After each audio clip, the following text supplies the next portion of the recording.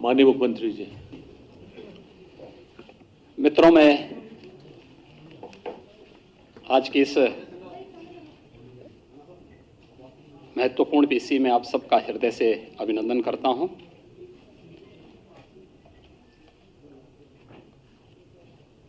उत्तर प्रदेश ही नहीं बल्कि देश के किसी भी राज्य के पहले पेपरलेस बजट के लिए प्रदेश के वित्त मंत्री श्री सुरेश खन्ना जी और उनकी पूरी टीम का मैं हृदय से अभिनंदन करता हूं। मुझे प्रसन्नता है कि आज से हमारी कैबिनेट भी ई कैबिनेट हो गई है। आज प्रातःकालीन सत्र में हमारा बजट पूर्व जो कैबिनेट की बैठक आयोजित हुई थी वह भी ई कैबिनेट थी और ई कैबिनेट के साथ ही आज आपने पेपरलेस बजट को पहली बार देखा है। मैं इसके लिए उन्हें बधाई देता हूं और आप सबको भी आपने इसका आनंद लिया होगा, इसके लिए भी आप सबको मैं बधाई देता हूं। मित्रों, एक लोक कल्याणकारी, विकासोन्मुख, सर्वसमावेशी बजट के लिए मैं वित्त मंत्री, वित्त राज्य मंत्री श्री संदीप सिंह, प्रदेश के अपर मुख्य सचिव वित्त और वित्तायुक्त श्रीमती राधा एस चौहान तथा वित्त विभाग की उनकी पूरी टीम को हृदय से बधाई देता हूं। यह बजट सबका साथ, सबका विकास तथा सबके विश्वास की उत्कृष्ट लोकतांत्रिक भावना से परिपूर्ण प्रदेश के तीव्र, धारणीय एवं सर्वसमावेशी विकास के लिए मील का पत्थर साबित होगा। वैश्विक महामारी कोरोना के मध्य देश के सबसे बड़े राज्य के लिए यह बजट एक नई आशा, एक नई ऊर्जा और उत्तर प्रदेश की नई संभावनाओं को उड़ान देने का एक माध्यम बनेगा।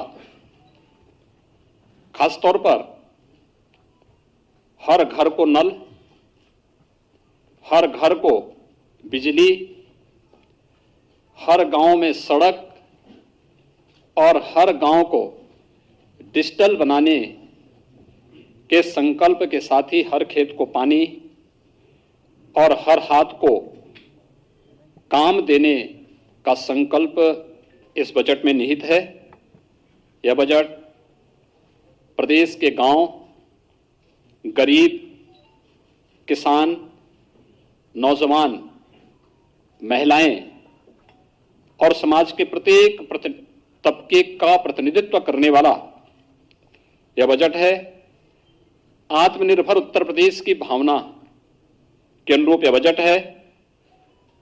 इसमें रोजगार की व्यवस्था, सभी वर्गों के उत्थान का इरादा, वंचितों, शोषितों एवं युवाओं के सुंदर भविष्य की रूपरेखा और उत्तर प्रदेश के नव निर्माण की संरचना भी इस बजट में निहित है। मैं इस शानदार बजट के लिए वित्त मंत्री जी को और अपर मुख्य सचिव वित्त और वित्तायुक्त जी को हृदय से बधाई देता हूं। प्रदेशवासियों को इतने शानदार बजट के लिए अपनी शुभकामनाएं भी देता हूं। बजट से जुड़ी हुई जो कुछ महत्वपूर्ण बातें हैं उनमें हम सब जानते हैं कि बजट का आकार इस बार 5,50,270.78 करोड़ रुपए का है, जो वर्ष 2020-21 के बजट से 37,410.06 करोड़ रुपए यानी 7.3% अधिक है। अगर आप देखेंगे कि कोविड-19 के दौरान भी वित्तीय अनुशासन को बनाए रखते हुए प्रदेश के इंफ्रास्ट्रक्चर के डेवलपमेंट के साथ साथ लोक कल्याण की भावनाओं के साथ प्रत्येक तबके के हितों को इसके अंदर समाहित करते हुए महत्वपूर्ण कार्यक्रम कदम उठाए गए हैं। और उसके तहत हम सब जानते हैं कि विगत वर्ष कोविड-19 के दौरान जिस प्रकार की स्थितियां थीं, उन स्थितियों में हम इस बारे में अच्छी तरह जानते हैं कि देश ही नहीं बल्कि पूरी दुनिया न केवल आम जनजीवन कोविड-19 के कारण प्रभावित हुआ था, बल्कि अर्थव्यवस्था को सबसे अधिक मार झेलनी पड़ी थी। उस दौरान भी जिस प्रकार का कार्य, उस दौरान भी प्रदेश ने जिस संकल्प शक्ति के साथ आगे बढ़कर के कार्य किया, आदरणीय प्रधानमंत्री जी के मार्गदर्शन में, हम जानते हैं कि हमारे राजस्व की प्राप्तियों में जो हमारे लक्ष्य थे, उस लक्ष्य के अनुरूप उन प्राप्तियों को प्राप्त करने में हमें कुछ कठिनाई हुई। उस सब के बावजूद एफआरबीएम की जो सीमा भारत सरकार ने और रिजर्व बैंक ने रखी है 4.5% का, हम उसको 4.17% तक ही हम लोगों ने सीमित करके रखा और उसके अंदर ही अपने इस बजट को प्रदेश के लिए सर्वांगीण विकास को ध्यान में रख करके हम लोगों ने आज का ये बजट प्रस्तुत किया है। बजट में मुख्य रूप से जिन चीजों की तरफ आप देखेंगे कि बजट की अपनी एक थीम होती है।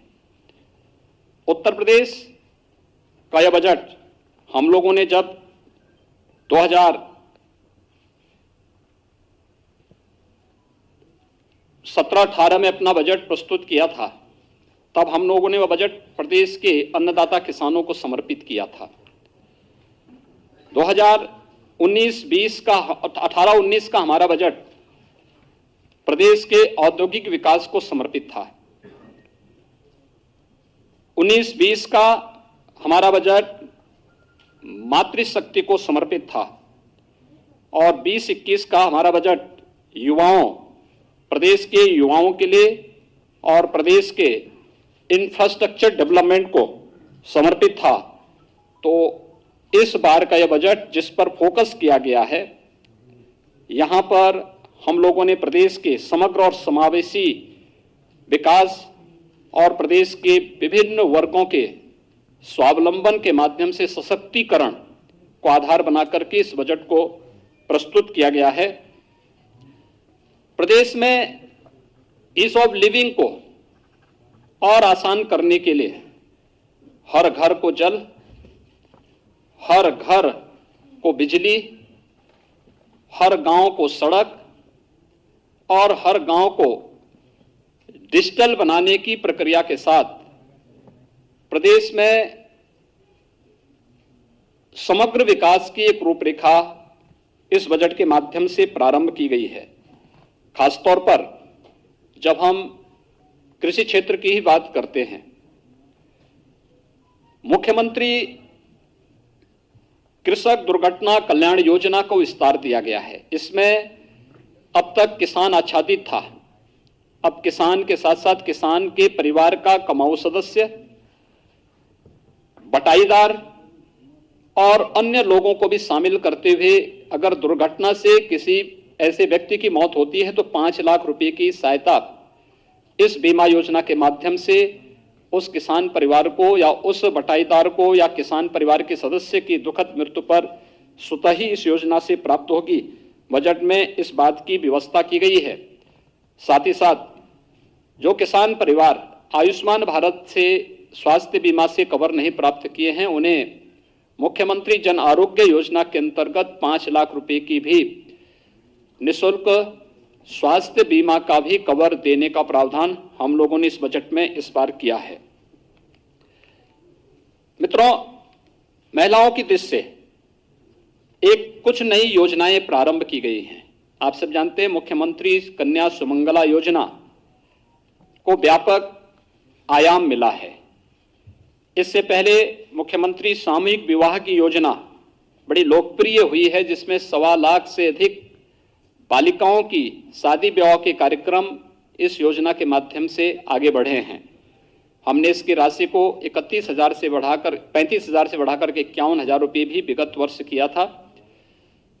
इस वर्ष मुख्यमंत्री सक्षम सुपोषण योजना, एक नई योजना उन क्षेत्रों के लिए, उन लोगों के लिए लाई जा रही है 6 महीने से लेकर 5 साल तक किसी भी बच्चे के लिए जो कुपोषित है, उस बच्चे को सुपोषित करने के लिए, या जो बालिकाएं स्कूल नहीं जा पाती हैं, 11 से 14 साल तक की उन बालिकाओं के लिए जो एनीमिया से पीड़ित हैं, उनके लिए भी इस बजट में एक प्रावधान किया गया है। दूसरा, एक बहुत अच्छी योजना महिला सशक्तिकरण की दिशा में प्रारंभ की जा रही है और यह है महिला सामर्थ्य योजना। यह महिला सामर्थ्य योजना हम लोगों ने वर्ष 2019 में झांसी बुंदेलखंड में बलेनी मिल्क प्रोड्यूसर का वहां पे प्रारंभ किया था भारत सरकार के सहयोग से। आप आश्चर्य करेंगे, एक वर्ष में इस योजना के साथ जुड़ी हुई महिलाओं ने 46 करोड़ रुपए का इनका टर्नओवर था और 2 करोड़ का नेट प्रॉफिट इस महिला स्वयंसेवी समूह को वहां पे प्राप्त हुआ था। ऐसे नए स्वयंसेवी समूह और इनके माध्यम से दुग्ध क्षेत्र में एक नई क्रांति लाने के लिए प्रदेश ने महिला सामर्थ्य योजना प्रदेश के अंदर प्रस्तावित की है और इस योजना के अंतर्गत हम लोग यहां पर प्रदेश के अंदर इसके लिए भी 200 करोड़ रुपए की व्यवस्था प्रारंभ की गई है। इसके अलावा प्रदेश के अंदर हम लोगों ने अन्य तमाम योजनाओं के साथ ही युवाओं के लिए, आप सब जानते हैं कि अभी हाल ही में हम लोगों ने प्रदेश के अंदर तमाम एक नई योजना युवाओं के लिए समर्पित की है और वह योजना है मुख्यमंत्री अभ्युदय योजना है। प्रदेश के युवाओं को प्रतियोगी परीक्षाओं की तैयारी के लिए हम लोगों ने फिजिकल और वर्चुअल 2 प्रकार की सुविधा के लिए अभी तक 18 कमिश्नरी हेडक्वार्टर पे यह व्यवस्था प्रारंभ की है, जो हमारी बसंत पंचमी से क्लासेस फिजिकली वर्चुअली प्रारंभ भी हो चुकी हैं और उसके बहुत अच्छे परिणाम सामने आए हैं। लगभग 10 लाख लोग अब तक उससे जुड़ रहे हैं, वर्चुअली जुड़ रहे हैं। फिजिकली अभी ये संख्या, चूंकि स्थान और उसके लिए इंफ्रास्ट्रक्चर की स्थिति को देखते हुए इसमें हम लोग उसको क्रिएट कर रहे हैं, लेकिन फिर भी ये योजना प्रदेश के अंदर लोकप्रिय हुई है और अन्य राज्यों में भी इसकी डिमांड हुई है। हम लोगों ने एक व्यवस्था इसके साथ जोड़ी है।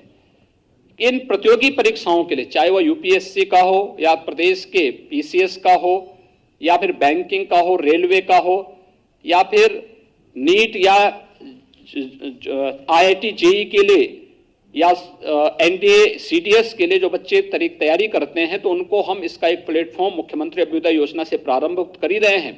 लेकिन साथ साथ इसमें जो भी पात्रता की श्रेणी में बच्चे आएंगे उनके लिए टैबलेट की व्यवस्था भी हम लोगों ने इस योजना के अंतर्गत आज घोषित किया है।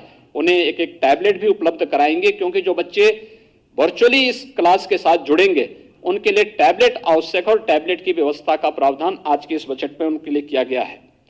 इसके अलावा प्रदेश के अंदर 18 कमिश्नरी हैं। हमारे पास लखनऊ में देश का पहला सैनिक स्कूल है, 3 अन्य सैनिक स्कूल प्रस्तावित निर्माणाधीन है, एक गोरखपुर में प्रस्तावित है। लेकिन इस सब के बावजूद हमारे कुछ कमिश्नरी ऐसे हैं, 18 कमिश्नरी हैं और 18 कमिश्नरी में से जो कमिश्नरी शेष बची हैं जिनमें कोई सैनिक स्कूल नहीं है, उसमें एक एक सैनिक स्कूल को भी हम लोगों ने आज प्रस्तावित किया है कि एक एक सैनिक स्कूल उस कमिश्नरी के अंदर किसी एक जनपद में स्थापित करने की कार्य योजना हम इसके साथ बनाएंगे। संस्कृत पढ़ने वाले बच्चों के लिए, उनके लिए सबसे बड़ी समस्या होती है कि उनकी लॉजिंग और फूडिंग की व्यवस्था नहीं हो पाती है, जिससे विद्यालयों में भी उपस्थिति नहीं रहती है और साथ साथ स्वाभाविक रूप से बच्चे नहीं आ पाते हैं तो विद्यालयों में भी उपस्थिति कम रहती है और उन बच्चों के सामने भी। अब हम लोगों ने एक व्यवस्था प्रारंभ की है। बजट में एक प्रावधान कर दिया गया कि जिन आश्रमों में सुविधा होगी तो गुरुकुल पद्धति से अगर वे लॉजिंग की व्यवस्था करेंगे तो उनकी लॉजिंग और फूडिंग के लिए सरकार इसके लिए व्यवस्था करेगी और इसमें हम गुरुकुल पद्धति को पुनर्जीवित करने के लिए संस्कृत पाठ्यक्रम को और मजबूती से आगे बढ़ाने के उन बच्चों की लॉजिंग और फूडिंग की सुविधा के लिए सरकार इसमें सहयोग करेगी और ये कार्यक्रम आगे बढ़ेंगे। प्रदेश के अंदर खेलकूद और खेल विकास और खेलकूद के लिए भी प्रोत्साहन के लिए प्रदेश सरकार ने व्यवस्था की है। हम लोगों ने प्रदेश के अंदर पहले से हमारी योजना चली, हर गांव में खेल का मैदान होना चाहिए। खेल के मैदान के साथ साथ ओपन जिम की स्थापना भी वहां पर हो, जिससे बच्चों के अंदर अपने स्वास्थ्य के प्रति एक नई जागरूकता पैदा हो सके। यह कार्य हम प्रारंभ कर रहे हैं। पीआरडी के भी सशक्तिकरण करने की दिशा में भी एक कार्यक्रम बनाए जा रहे हैं और प्रदेश के अंदर एक व्यवस्था कि जिस कमिश्नरी में कोई राज्य विश्वविद्यालय हमारा अभी नहीं है, 3 राज्य विश्वविद्यालय हमारे वर्तमान में प्रस्तावित हैं, एक सहारनपुर में, दूसरा अलीगढ़ में, तीसरा आजमगढ़ में। इसके अलावा जिस कमिश्नरी में कोई राज्य विश्वविद्यालय नहीं होगा, वहां पर हम एक नए राज्य विश्वविद्यालय की स्थापना वहां पर हम लोग करेंगे। इस दिशा से एक बड़ा कार्यक्रम, इस बड़ी घोषणा भी इस बजट में की गई है। इसके साथ ही प्रदेश के अंदर हमारे 69 जनपद ऐसे हैं जिन 69 जनपदों में कोई ना कोई हमारा मेडिकल कॉलेज है, गवर्नमेंट का हो या प्राइवेट क्षेत्र का मेडिकल कॉलेज वहां पर है और बेहतरीन स्वास्थ्य की सुविधा वहां पर उपलब्ध होती है। जिन क्षेत्रों में कोई मेडिकल संस्थान या मेडिकल कॉलेज नहीं, जिन जनपदों में ऐसे 16 जनपद हैं, उन 16 जनपदों में भी पीपीपी मोड में हम लोग नए मेडिकल कॉलेज स्थापना के लिए सहयोग करेंगे। इसकी पॉलिसी हमारी तैयार हो चुकी है और बजट में इसकी घोषणा कर दी गई है। ये प्रदेश के अंदर हेल्थ इंफ्रास्ट्रक्चर की स्ट्रेंथनिंग के लिए एक बहुत बड़ी घोषणा है और ये प्रदेश के स्वास्थ्य सुविधाओं को और बेहतर बनाने में इससे काफी मदद मिलेगी। प्रदेश के अंदर हम लोगों ने कोरोना कालखंड में इस बात को देखा होगा कि प्रदेश के अंदर संगठित और असंगठित क्षेत्र के श्रमिकों के सामने किस प्रकार की समस्याएं खड़ी होती हैं। कोरोना जैसी महामारी के दौरान सारी व्यवस्था अस्त व्यस्त सी हो गई और बड़े पैमाने पर लोगों ने प्लान का रास्ता अपनाना प्रारंभ किया था। उस समय हम लोगों ने फ्री में राशन, भरण पोषण भत्ता और उनके आवागमन की व्यवस्था को सुनिश्चित करने का कार्य किया था। इस बार हम लोगों ने व्यवस्था की है कि संगठित और असंगठित क्षेत्र के मजदूरों को हम श्रम विभाग की योजनाओं से उन्हें आच्छादित करते हैं, जिनके लिए हम लोगों ने विगत वर्ष 18 अटल आवासीय विद्यालय उनके बच्चों के लिए प्रारंभ करने की कार्रवाई प्रारंभ की है। वर्तमान में उनकी पे कार्रवाई तेजी से चल रही है, जिसमें हम उन सभी बच्चों को जिनके रजिस्टर्ड श्रमिक हैं उनके बच्चों को ला करके 6 से 12वीं तक की और आवश्यकता पड़ेगी उससे आगे की भी व्यवस्था हम करेंगे। ढेर सारी योजनाएं उनके लिए हम पहले से चला रहे हैं। श्रम विभाग के द्वारा ही उन्हें हम न केवल उन लोगों को वहां पे हम लोगों ने पहले से ही स्वास्थ्य बीमा की बल्कि सामाजिक सुरक्षा की गारंटी भी वहां पर उपलब्ध कराई है। पहली बार असंगठित क्षेत्र के उन मजदूरों के लिए जिनकी संख्या अगर अकेले प्रदेश के अंदर ही हम देखेंगे लगभग 1 करोड़ से अधिक है। 40 लाख प्रवासी कामगार और श्रमिक तो केवल प्रदेश में ही आए थे कोरोना कालखंड में। इसके अलावा एग्रीकल्चर के क्षेत्र में काम करने वाले, ठेला, खोमचा, रेहड़ी लगाने वाले, पल्लेदार, कुली, ये जितने भी हैं ये असंगठित क्षेत्र के वे लोग हैं जिनका कोई पुरसा हाल नहीं। प्रदेश सरकार ने एक व्यवस्था की है कि असंगठित क्षेत्र के हर व्यक्ति को हम लोग उनका रजिस्ट्रेशन की कार्रवाई करने जा रहे हैं और उन सभी को 2 लाख रुपए की सामाजिक सुरक्षा की गारंटी प्रदेश सरकार उन्हें उपलब्ध कराएगी। और साथ साथ प्रदेश के अंदर हम लोग असंगठित क्षेत्र के प्रत्येक व्यक्ति को जो असंगठित क्षेत्र का मजदूर है उसे 5 लाख रुपए की स्वास्थ्य बीमा की भी कवर मुख्यमंत्री जन आरोग्य योजना के अंतर्गत हम उन्हें देने जा रहे हैं। ये बड़ी योजनाएं इस क्षेत्र में उन लोगों के लिए उपलब्ध कराई जा रही हैं जो लोग अब तक इन सभी योजनाओं से वंचित थे और एक प्रकार से अव्यवस्थित से और खानाबदोशी उनके जीवन से था, उसको व्यवस्थित बनाने के लिए लगभग 1 करोड़ से अधिक असंगठित क्षेत्र के लोग और 1 करोड़ से अधिक संगठित क्षेत्र से जुड़े हुए मजदूर इससे लाभान्वित होंगे। किसानों के हित के लिए एक नई घोषणा भी आज इस बजट में की गई है और वह है निराश्रित गौआश्रय स्थलों के लिए। आप सब जानते हैं कि लगभग प्रदेश के अंदर अब तक हम लोग प्रदेश के अंदर 5.5 लाख से अधिक गौवंश हमारे पास सरकार के द्वारा संचालित निराश्रित गौ आश्रय स्थलों में उनकी व्यवस्था और उनकी सुरक्षा की जा रही है, उनके खान पान की व्यवस्था, उनके रखने की व्यवस्था की गई है।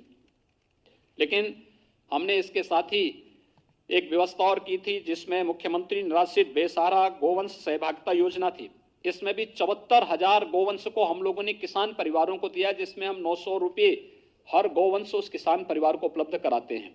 लेकिन सरकार ने तय किया है हर न्याय पंचायत स्तर पर भी एक निराश्रित गौ आश्रय स्थल होना चाहिए, और इस बार बजट में निराश्रित गौ आश्रय स्थलों की व्यवस्था के लिए भी धनराशि की व्यवस्था की गई है, जिसको हम स्थानीय एनजीओ के माध्यम से उसको संचालित करने का कार्य करवाएंगे। इंफ्रास्ट्रक्चर और वहाँ की जो लैंड होगी ये सरकार की होगी, और एनजीओ की साथ मदद से हम इसको संचालित करने का कार्य करेंगे।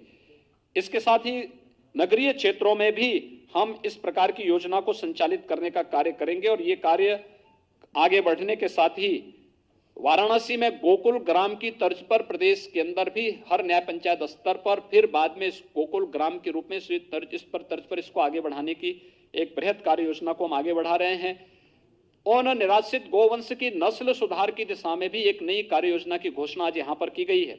खुरपका और मुंहपका जैसी बीमारियों से मुक्ति का एक अभियान प्रदेश के अंदर युद्ध स्तर पर चल रहा है। टीकाकरण की कार्रवाई लगभग हम पूर्णता की ओर लेके चल रहे हैं, लेकिन ये एक बड़ी योजना उन लोगों के लिए की गई है।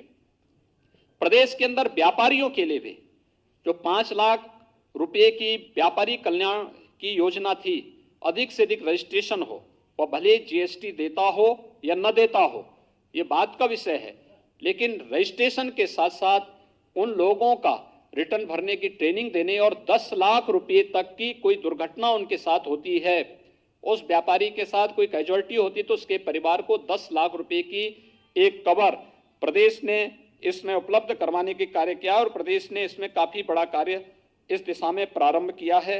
यह एक बड़ा कार्य प्रदेश के अंदर आगे बढ़ाने के लिए किया जा रहा है। प्रदेश के अंदर उन क्षेत्रों में जो दूर दराज के क्षेत्र हैं, वहां पे टेलीमेडिसिन के लिए और टेली कंसल्टेशन के लिए भी पर्याप्त व्यवस्था बजट में इस बार की गई है, और इस व्यवस्था के माध्यम से हम लोग काफी बड़े स्तर पर प्रत्येक नागरिक तक बेहतर स्वास्थ्य की सुविधा उपलब्ध कराने में हमें मदद मिलेगी। कुछ नई चीजें जो वास्तव में यहां पर उपलब्ध हो सकती हैं, लखनऊ में हम लोगों ने एक एनआईवी पुणे की तर्ज पर national institute of virology Pune, जो भारत सरकार का संस्थान है और किसी भी प्रकार के वायरस के समय से पहचान करने और फिर उस वायरस के खिलाफ उस प्रकार के वैक्सीन को विकसित करने की दिशा में कार्य किया जा सके, इसके लिए एक उस प्रकार का संस्थान प्रदेश सरकार ने अपने स्तर पर यहां पर बनाने की एक कार्य योजना को बजट में दिया है, जिसमें केजीएमयू, सीडीआरआई, एकेटीयू मिलकर के उस प्रकार का एक संस्थान लखनऊ में बनाएंगे, जिससे आने वाले समय में कोविड-19 जैसा कोई अगर वायरस प्रदेश में किसी भी प्रकार का या उत्तर भारत में कहीं भी उसका अटैक होता है तो समय से हम उसकी पहचान कर सकेंगे, और उस दिशा से फिर वैक्सीन के निर्माण में भी ये सहायक हो सकेगा। इसके लिए एक बड़ा कार्य यहाँ पर प्रारंभ किया जा रहा है। इसके साथ ही प्रदेश के अंदर हम लोगों ने प्रदेश के अंदर चाहे वह या पूर्व प्रधानमंत्री श्रद्धेय अटल बिहारी वाजपेयी जी के नाम पर चिकित्सा विश्वविद्यालय की स्थापना को हो, या प्रदेश के आयुष विश्वविद्यालय का है, प्रदेश के अंदर एक नए हम लोगों ने यहाँ पे विधि विश्वविद्यालय का लॉ यूनिवर्सिटी प्रयागराज में बनाने की कार्रवाई को भी हम लोगों ने इस बजट का हिस्सा बनाया है। तो साथ ही साथ केजीएमयू में institute of virology and infectious disease के साथ ही एक एसजीपीसीआई के लिए भी एक डायबिटीज रेटिनोपैथी की एक नई घोषणा इस बजट में की गई है, जो स्वास्थ्य क्षेत्र में एक उच्च स्तरीय बेहतरीन सुविधा यहाँ पर उपलब्ध कराने की दिशा में एक नया कार्य यहाँ पर उपलब्ध कराने में काफी मदद करेगा। मित्रों, जल जीवन मिशन हर घर नल पहुंचाने की योजना। जल जीवन मिशन प्रारंभ होने के समय उत्तर प्रदेश का आच्छादन 2% से कम था, और आज इसको हम तेजी से आगे बढ़ा रहे हैं, और इसलिए व्यापक कार्य योजना। हमारा यह मानना है कि अगर व्यक्ति को शुद्ध पेयजल उपलब्ध हो जाए तो आधी से अधिक बीमारी उसकी दूर हो जाती है।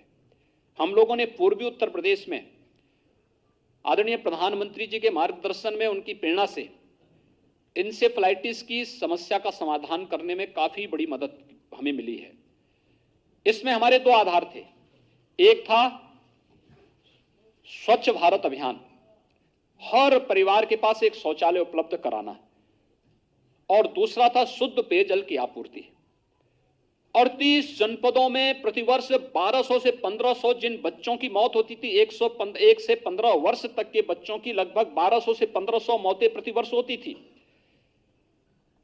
पिछले 4 वर्ष के दौरान अंतर विभागीय समन्वय के माध्यम से हम लोगों ने एक जो प्रयास प्रारंभ किया, उसका परिणाम है बीमारी पे 75% नियंत्रण करने और मौत पर 95% तक नियंत्रण करने में हमें सफलता प्राप्त हुई है।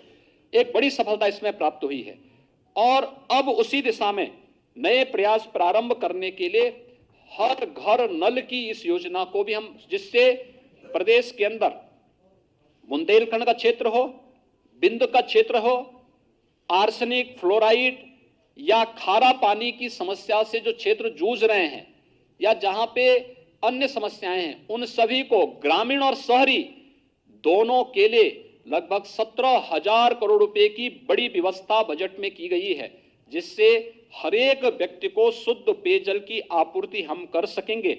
और केवल योजना लागू ही नहीं होना, बल्कि इस योजना को सस्टेनेबल बनाने के लिए जो इस योजना के साथ जुड़ेगा उसको 10 वर्षों तक उस योजना की देखभाल करने की भी जिम्मेदारी लेनी है। ये इसके साथ जोड़ा जा रहा है, इसलिए एक बड़ा कार्य इसमें ग्रामीण और शहरी क्षेत्रों के साथ इसको जोड़ने का प्रयास प्रारंभ किया गया है। प्रदेश में नगरीय क्षेत्रों का दायरा बढ़ा है। पहले हमारे पास कुल 653 नगर निकाय थे, आज ये बढ़ करके इनकी संख्या लगभग 734 के आसपास इनकी संख्या पहुंच रही है। एक बड़ी संख्या इनकी बढ़ रही है, तो शहरी क्षेत्रों में भी नागरिकों के जीवन स्तर में सुधार करने के लिए 10 स्मार्ट सिटी भारत सरकार ने घोषित की थी। राज्य सरकार के साथ मिलकर के जो 7 अन्य नगर निगम थे, उन्हें राज्य सरकार अपने खर्चे पर स्मार्ट सिटी के रूप में डेवलप करने जा रही है, और राज्य सरकार के खर्चे पर उनका यहां पर विस्तार, उनको स्मार्ट सिटी के रूप में विकसित करने की कार्य योजना प्रदेश सरकार ने यहां पे प्रारंभ की है। इसके साथ ही 60 शहर हमारे ऐसे हैं जो अमृत योजना से आच्छादित हैं। वहां पे पेयजल के साथ साथ सेवर आदि की व्यवस्था के आगे बढ़ाने के साथ ही ग्रामीण और शहरी क्षेत्रों में आवास की सुविधा उपलब्ध कराने और शेष अन्य लोगों के लिए एफोर्डेबल हाउसिंग की स्कीम, जिनके पास अपने स्वयं की लैंड नहीं लेकिन वे शासन की आवासीय सुविधा से लाभान्वित हो सकेंगे, एफोर्डेबल हाउसिंग की स्कीम के साथ हम लोगों ने इस कार्यक्रम को आगे बढ़ाने का कार्य किया है, और ये बहुत अच्छे ढंग से प्रदेश के अंदर ये चीजें आगे चल रही हैं। प्रदेश के अंदर हम लोगों ने औद्योगिक विकास के क्षेत्र में ईज ऑफ डूइंग बिजनेस में उत्तर प्रदेश की रैंकिंग में जो सुधार हुआ है, देश ने भी दुनिया ने भी उसको सराहा है। 2016 में उत्तर प्रदेश 14वें स्थान पे था, 2017 में उत्तर प्रदेश 12वें स्थान पर आया, और आज उत्तर प्रदेश दूसरे स्थान पर है। ये प्रदेश ने जो रिफॉर्म किए हैं, हम लोगों ने हर एक फील्ड में काफी सुधार किए हैं, जिससे देश के अंदर सबसे अच्छे गंतव्य के रूप में प्रदेश बना है। इस दौरान आपने देखा होगा, देश कोरोना कालखंड के दौरान जब हर जगह अव्यवस्था थी, लोग अपने को नहीं संभाल पा रहे थे, तब हम कोरोना प्रबंधन की बेहतरीन उदाहरण भी प्रस्तुत कर रहे थे इतने बड़े प्रदेश में। लेकिन साथ साथ हम लोगों ने प्रदेश के अंदर बहुत सारे ऐसे उदाहरण भी प्रस्तुत किए जिसमें देश का पहला डिस्प्ले यूनिट उत्तर प्रदेश में आया है, और यह चीन से आया है। ये निवेश चीन से उत्तर प्रदेश में आया, जिसमें लगभग 5,000 करोड़ रुपए का निवेश होने जा रहा है। प्रदेश में डाटा सेंटर पार्क की स्थापना के लिए 6,000 करोड़ रुपए की ये कार्य योजना क्रियाशील हो चुकी, यानी इसमें कार्य प्रारंभ हो चुका है। प्रदेश के अंदर ऐसे ही अभी आइका का एक 5,500 करोड़ रुपए के नए निवेश को लेकर के भी, जो जिनका सर्विस सेक्टर में बहुत बड़ा रोल है, उन पर उनके द्वारा यहां पर एक नए निवेश को यहां पे प्रारंभ किया गया है। ये इसलिए संभव हो पाया है क्योंकि हम लोगों ने इस फील्ड में जो कार्य किए हैं उसके माध्यम से इसमें काफी इससे संभावनाएं इससे आगे बढ़ी हैं। प्रदेश के अंदर हम लोगों ने निवेश की संभावनाओं को आगे बढ़ाने के लिए सुरक्षा का एक माहौल दिया है। अपराध की प्रकृति समय के अनुरूप बदली है और प्रदेश सरकार ने इस चीज को सुनिश्चित किया है, बजट में हमने इसका प्रावधान किया है कि प्रदेश का पहला फॉरेंसिक एक इंस्टीट्यूट यहां पे हम लोग लखनऊ में स्थापित करने जा रहे हैं। इसके साथ ही यहां पे एक सेंटर ऑफ एक्सीलेंस भारत सरकार की मदद से हम लोग यहां पर लखनऊ में ही स्थापित करने जा रहे हैं। प्रदेश के सभी रेंज स्तर पर 18 रेंज है पुलिस के, 18 रेंज स्तर पर 18 फॉरेंसिक लैब जो लेवल 2 और लेवल 3 की हैं, इन्हें वहां पर स्थापित करने के लिए भी हम लोगों ने बजट का प्रावधान किया। तेजी से इस पे कार्य चल रहा है। प्रदेश में 2016-17 तक केवल एक साइबर थाना था। आज हम लोग हर जनपद में साइबर थाना स्थापित करने की कार्रवाई को युद्ध स्तर पर आगे बढ़ा चुके हैं। ये प्रदेश को नए यानी समय के अनुरूप हम लोग प्रदेश के अंदर अपराध और अपराधियों पर अंकुश कसने के लिए उस प्रकार की प्रभावी कार्रवाई कर सकेंगे। ये हम लोगों ने यहां व्यवस्था की है। प्रदेश के अंदर सूक्ष्म लघु मध्यम उद्यम प्रदेश में रोजगार सृजन का एक बहुत सशक्त माध्यम है और इस सशक्त माध्यम का उपयोग भी प्रदेश ने किया है और बजट में इसका प्रावधान किया है कि प्रदेश में एक तो बंद पड़ी जो हमारी कताई और स्पिनिंग मिली थी, इनको हम फिर से पीपीपी मोड में चलाने और अन्य तरीके से इनके लिए हम लोगों ने एक कार्य योजना के लिए बजट में इसका प्रावधान किया है। प्रदेश साथ ही साथ प्रदेश के अंदर हम लोगों ने ओडीओपी की योजना को, जो देश के अंदर एक लोकप्रिय योजना बनी है, इस योजना को प्रोत्साहित करने के लिए भी हम लोगों ने बजट में इसका प्रावधान किया है। और साथ साथ प्रदेश के अंदर एमएसएमई सेक्टर में उद्योग लगाने के लिए 1000 दिनों तक आपको किसी भी प्रकार की कोई भी लाइसेंस की आवश्यकता नहीं पड़ेगी। आप जाइए, अपना यूनिट लगाइए और 1000 दिन के अंदर बाकी औपचारिकताओं को आप पूर्ण करिए। ऐसा नहीं कि लाइसेंस के अभाव में या एनओसी के अभाव में आप अपना कार्य नहीं कर पा रहे हैं। एमएसएमई को इससे हमने मुक्त करते हुए और उसमें अन्य जो रिफॉर्म करने थे, ये भी रिफॉर्म करने वाला उत्तर प्रदेश पहला राज्य है और उस दिशा में तेजी से विकास करने के साथ ही प्रदेश में जो भी इस क्षेत्र में युवा कार्य करना चाहते हैं, ऐसे युवाओं के लिए मुख्यमंत्री युवा रोजगार योजना के अंतर्गत भी धन की व्यवस्था हम लोगों ने बजट में प्रावधानित की है। प्रदेश के अंदर इंफ्रास्ट्रक्चर डेवलपमेंट के लिए आप सब जानते हैं पूर्वांचल एक्सप्रेसवे, हमारा इस पर विकास ये कार्य लगभग 80% पूर्ण होने जा रहा है। इसी प्रकार से बुंदेलखंड एक्सप्रेसवे, इस पर लगभग 50% का कार्य हमारा पूर्ण हो चुका है। गोरखपुर लिंक एक्सप्रेसवे लगभग 25% से अधिक कार्य हमारा यहां पर तेजी के साथ आगे बढ़ चुका है। बलिया लिंक एक्सप्रेसवे, इसकी कार्य योजना को सरकार ने अपनी सैद्धांतिक मंजूरी दे दी है और अब हम एक नए एक्सप्रेसवे के साथ आगे बढ़ रहे हैं। यह है गंगा एक्सप्रेसवे, मेरठ से प्रयागराज तक। एक बड़े एक्सप्रेसवे के लिए जमीन अधिग्रहण की कार्रवाई के लिए धनराशि की व्यवस्था इस बजट में की जा रही है। इसके साथ ही प्रदेश के अंदर जो अवशेष हमारी इंटर स्टेट इंटरनेशनल कनेक्टिविटी है, उसको 4 लेन से जोड़ने के लिए भी, हमारे प्रदेश के अंदर जिला मुख्यालयों को 4 लेन से जोड़ने के लिए भी, ग्रामीण क्षेत्र में जिन क्षेत्रों में आज तक कनेक्टिविटी नहीं हो पाई है, उस हर गांव को भी सड़क की कनेक्टिविटी से प्रधानमंत्री सड़क योजना के माध्यम से या फिर प्रदेश सरकार की ही किसी योजना के माध्यम से जोड़ने के लिए भी हम लोगों ने बजट में इसका प्रावधान किया है और हर गांव डिजिटल होगा। आपने देखा होगा हर गांव में ग्राम सचिवालय के निर्माण की कार्रवाई युद्ध स्तर पर प्रदेश के अंदर वर्तमान में चल रही है। कोरोना कालखंड में ही हमने इसे आगे बढ़ाया था। हर एक गांव में कॉमन सर्विस सेंटर बना करके और कॉमन सर्विस सेंटर में ही अब गांव में ही आय प्रमाण पत्र, मूल निवास प्रमाण पत्र, जाति प्रमाण पत्र ये गांव में ही डिजिटली प्राप्त होगा। इसके साथ ही हर गांव में एक बैंकिंग कॉरेस्पॉन्डेंट सखी, गांव की हर एक महिला को गांव में ही रोजगार मिलेगा और अब बैंकिंग कॉरेस्पॉन्डेंट सखी के रूप में ही गांव में अपनी सेवा दे पाएगी। लोगों को बैंकों तक जाने और बैंकों के सामान्य कामकाज को और समय को बचत करने में एक बहुत निर्णायक भूमिका, क्रांतिकारी निर्णय इस क्षेत्र में एक तो लिया गया है। दूसरा, हर गांव में एक सामुदायिक शौचालय में भी गांव की एक महिला को रोजगार देने के लिए भी कार्य युद्ध स्तर पर प्रारंभ हुआ है।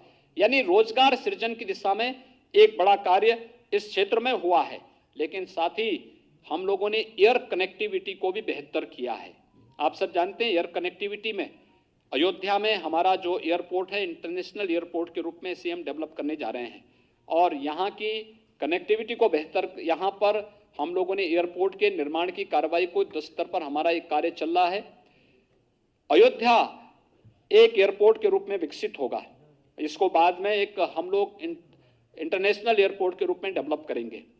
जेवर एयरपोर्ट पहले वहां पे एक व्यवस्था थी कि वहां पे जो केवल 2 वहां पे एयर स्ट्रिप बनेंगे, लेकिन अब उससे बढ़ा करके 6 तक विस्तार देने के कार्य योजना के लिए धनराशि की व्यवस्था इस बजट में की गई है। जेवर का हमारा एयरपोर्ट एशिया का सबसे बड़ा एयरपोर्ट बनने जा रहा है। वहां पे विकास की उन अनंत संभावनाओं को आगे बढ़ाने को एक नया स्थान उसमें प्राप्त होगा, चाहे वह फिल्म सिटी के कार्यक्रम को आगे बढ़ाने का हो, फिल्म सिटी को वहां पे आगे बढ़ाने का हो, वहां पे एक आईटी सिटी के रूप में उसे डेवलप करने के लिए भी एक नई कार्य योजना के साथ हम लोगों ने वहां पे कार्य प्रारंभ किया है। हम लोगों के इसके अलावा प्रदेश के अंदर कुशीनगर में इंटरनेशनल एयरपोर्ट बन रहा है।